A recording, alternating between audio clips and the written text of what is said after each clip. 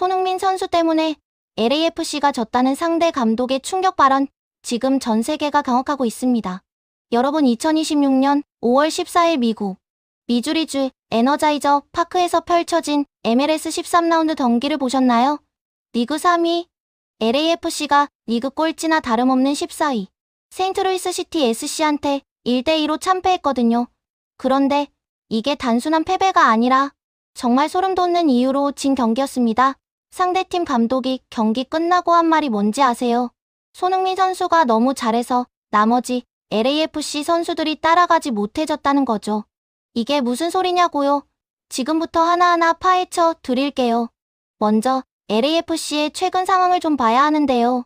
사실 이번 패배 전부터 분위기가 심상치 않았습니다. 최근 9경기에서 고작 2승밖에 못 거뒀고 특히 바로 직전 2경기에서는 무려 8골을 먹으면서 단 1골밖에 못 넣었어요.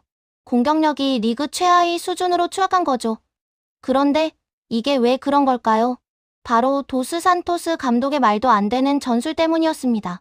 지난 시즌 손흥민 선수는 LAFC에서 정말 미친 활약을 펼쳤잖아요. 원톱 공격수로 뛰면서 골도 많이 넣고 어시스트도 쏟아냈거든요. 그런데 이번 시즌 들어서 도스 산토스 감독이 갑자기 손흥민 선수를 중앙 미드필더로 내려버린 겁니다. 세계 최고의 공격수를 수비형 미드필더로 쓴다는 게 말이 되나요? 이건 마치 페라리를 트럭처럼 쓰는 거랑 똑같아요. 현지 매체들도 이 전술을 엄청 비판했는데요. 손흥민이랑 부안가처럼 지난 시즌 최고의 활약을 펼친 공격수들을 왜 조연으로 만드냐는 거죠. 그런데 감독은 이런 비판에 대해 뭐라고 했는지 아세요? 무리한 일정 때문에 선수들 체력이 방전됐다는 변명만 늘어놓았어요. 팬들이 얼마나 화가 났겠어요. 더 웃긴 건 구단 측의 태도인데요. 팬들이 감독 경질하라고 난리를 치니까 공식 기자회견도 안 열고 내부 방송 인터뷰로 대체해버렸어요. 그것도 주축 선수도 아닌 어린 오르다즈 선수를 내보내서 형식적으로 때운 거죠. 이게 프로 구단이 할 짓인가요? 팬들을 완전히 우롱하는 거잖아요. 이런 비겁한 행태에 팀의 주전 수비수 세구라 선수가 직접 나섰습니다. 상대 팀도 우리랑 비슷한 일정 소화하는데 왜 체력 탓만 하냐는 거죠. 감독의 변명을 정면으로 반박한 겁니다. 이미 라커룸 안에서 감독에 대한 신뢰가 완전히 무너졌다는 걸 보여주는 장면이었어요.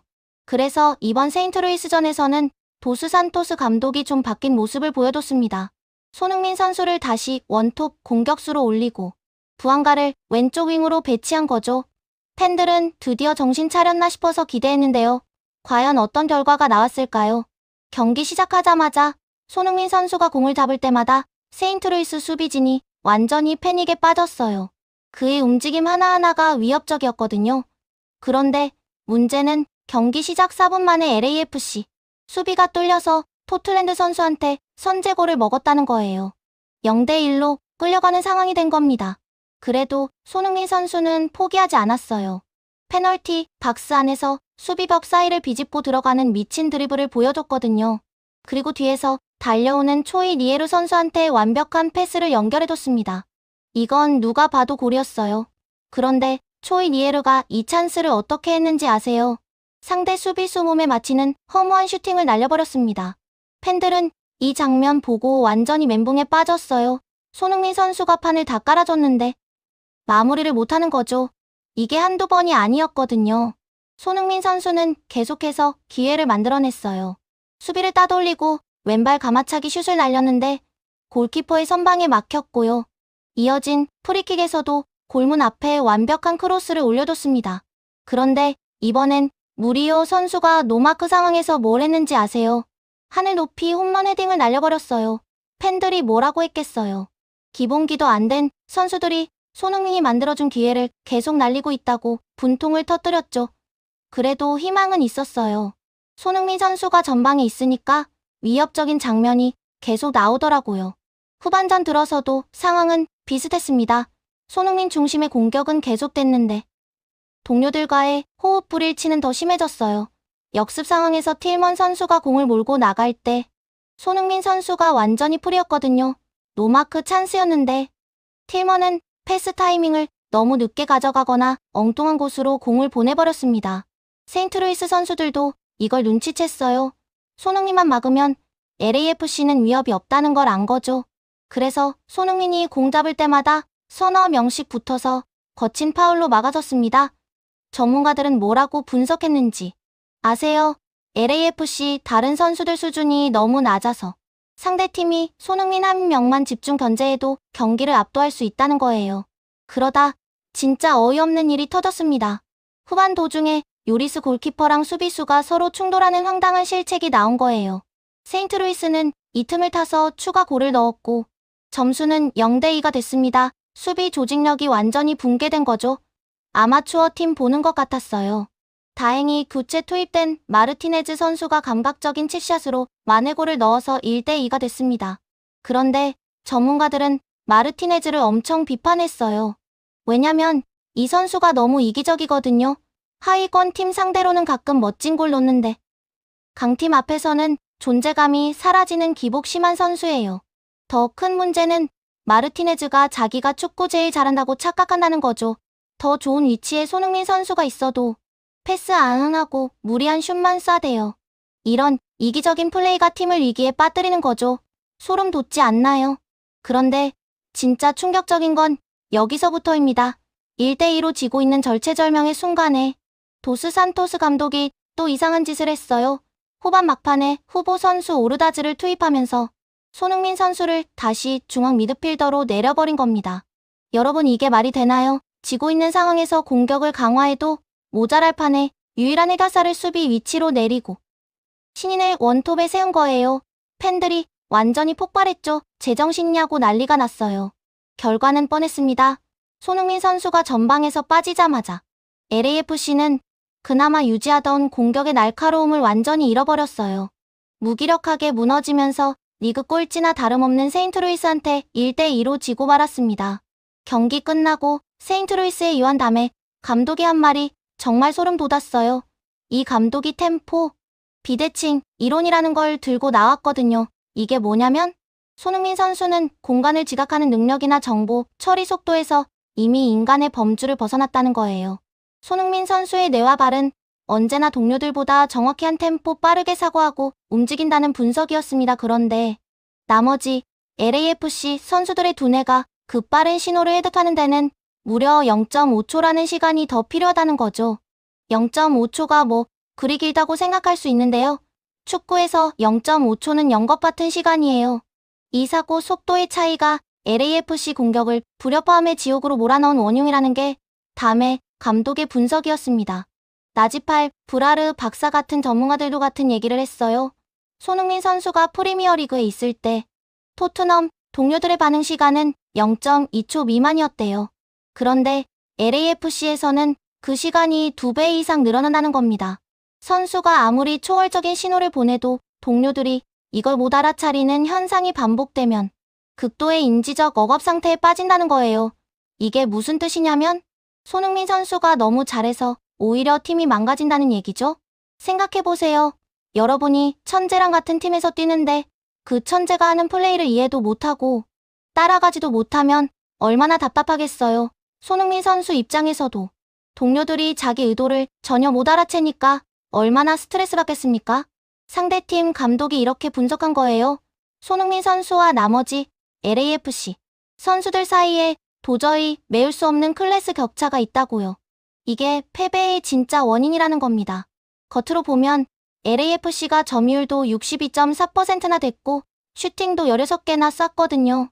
근데 이게 다 의미 없는 숫자였던 거죠. 손흥민 선수 혼자 다 만들어낸 건데 동료들이 마무리를 못한 거예요. 운이 없었다거나 골 결정력이 부족했다는 변명으로는 설명이 안 되는 구조적 문제인 겁니다. 팬들의 반응은 어땠을까요? 완전히 폭발했습니다. 손흥민이라는 세계적인 보석을 가지고도 제대로 활용 못하고 오히려 방해만 한다는 거죠. 감독 경질하라는 목소리가 하늘을 찔렀어요. 팬들이 특히 화난 건 감독의 고집 때문이에요. 시즌 초반부터 계속 손흥민의 미드필더로 내리는 전술을 고집했잖아요. 이게 얼마나 팀을 망가뜨렸는지 이번 경기가 확실하게 보여준 거죠. 손흥민 같은 월드클래스 공격수를 수비 미드필더로 쓴다는 것 자체가 축구계에서는 상식 밖의 일이에요. 이건 마치 메시를 센터백으로 쓰는 거랑 똑같거든요. 말이 안 되는 거죠. 더 큰 문제는 감독이 자기 잘못을 인정 안 한다는 거예요. 계속 일정 탓만 하고 선수들 체력 탓만 하면서 자기 전술은 문제없다고 우기는 거죠. 그래서 주전 수비수 세구라까지 나서서 감독 말을 반박한 겁니다. 나커룸 분위기가 어떻겠어요? 이미 선수들이 감독을 안 믿는 거예요. 구단 경영진도 이 상황을 모를 리 없는데 아직도 결단을 안 내리고 있어요. 팬들 기자회견, 요구도 무시하고 형식적인 인터뷰로 때우려고 하니까 팬들 분노가 더 커지는 거죠. 이번 경기를 보면 손흥민 선수가 원톱에 있을 때랑 미드필더로 내려갔을 때의 차이가 너무 극명해요. 원톱에 있을 때는 위협적인 장면이 계속 나왔거든요. 물론 동료들이 마무리를 못했지만 그래도 기회는 만들어졌어요. 근데 후반 막판에 미드필더로 내려가자마자 완전히 공격력이 사라진 거죠. 신인 오르다즈가 원톱에 있어봤자 아무것도 못하잖아요. 이게 바로 손흥민 선수의 가치를 보여주는 거예요. 전문가들은 LAFC가 이 기형적인 구조를 당장 뜯어고치지 않으면 위대한 선수가 리그 평균 수준으로 끌려 내려가는 파멸적인 시나리오가 올 거라고 경고하고 있어요. 이게 무슨 뜻이냐면 손흥민 선수가 아무리 잘해도 팀이 계속 지면 결국 손흥민 선수의 커리어까지 타격받는다는 거죠. 손흥민 선수는 토트넘에서 몇 년 동안 뛰면서 프리미어리그 역사에 이름을 남겼잖아요. 아시아 선수 최초로 프리미어리그 득점왕도 차지했고요. 그런 선수가 MLS 와서 이런 대접을 받는 게 말이 되나요? 토트넘에서는 손흥민이 공 잡으면 동료들이 바로 알아채고 움직였어요. 케인이랑 호흡도 완벽했고 쿨루첵스키랑도 잘 맞았죠. 그게 바로 세계 최고 수준 리그에서 뛰던 선수들이거든요. 근데 LAFC는 어떤가요? 손흥민이 완벽한 패스 넣어줘도 동료들이 못 받아요. 노마크 찬스를 하늘로 날려버리고 골키퍼 정면으로 쏘고 수비수 몸에 맞히고 이런 게 한두 번이 아니에요. 그리고 마르티네즈 같은 선수는 이기적인 플레이로 팀을 망치고 있어요. 손흥민한테 패스하면 골이 되는 상황에서도 혼자 욕심 부리다가 찬스를 날리는 거죠. 이런 선수들을 제대로 통제 못하는 게 감독의 무능함이에요. 팬들이 요구하는 건 간단합니다. 첫째는 도스 산토스 감독 경질이고요. 둘째는 이기적인 선수들 방출이에요. 그리고 셋째는 손흥민을 제대로 활용할 수 있는 감독을 데려오라는 거죠. 구단이 지금 당장 결단을 내려야 해요. 이대로 가다간 시즌 망치는 건 시간 문제거든요. 3연패 중인데 이 추세로 계속 가면 플레이오프도 못 가요. 리그 3위였던 팀이 이렇게 무너지는 걸 그냥 놔둘 건가요? 더 큰 문제는 손흥민 선수의 남은 커리어예요. 이 선수가 MLS 오면서 많은 걸 포기했거든요. 유럽 무대를 떠나서 새로운 도전을 선택한 건데 이런 식으로 시간을 낭비하면 안 되는 거죠. 손흥민 선수는 지금도 충분히 유럽 빅리그에서 뛸 수 있는 실력이에요. 이번 경기만 봐도 알 수 있잖아요. 상대팀 감독조차 인정한 초월적인 능력을 가진 선수예요. 그런 선수를 이렇게 묻어두는 건 범죄나 다름없어요. LAFC 프론트는 지금 뭘 하고 있는 건지 모르겠어요. 팬들이 이렇게 난리를 치는데도 감독을 계속 밀어주고 있거든요. 구단주는 돈만 벌면 되는 건가요? 팀 성적이랑 팬들 만족도는 안중에도 없는 것 같아요. 이번 참패는 단순히 한 경기 진 게 아니라 LAFC의 구조적 문제를 그대로 드러낸 거예요. 감독의 전술적 무능함과 선수단의 수준 차이와 프론트의 무책임함이 복합적으로 작용한 결과죠. 세인트루이스의 요한 다메 감독이 말한 템포, 비대칭, 이론은 정말 핵심을 찌른 분석이었어요. 손흥민 선수는 이미 다른 차원에서 축구를 하고 있는데 동료들이 그 차원을 이해 못하는 거거든요. 프리미어리그 동료들은 0.2초 만에 손흥민의 의도를 파악했는데 LAFC 선수들은 0.5초 이상 걸린다는 게 얼마나 큰 차이인지 아세요? 이건 단순히 실력 차이가 아니라 축구를 보는 눈 자체가 다른 거예요. 손흥민 선수가 공간을 읽고 패스를 뿌리는 건 일반 선수들 입장에서는 예측 불가능한 거죠. 왜냐면 그들 눈에는 안 보이는 공간이거든요.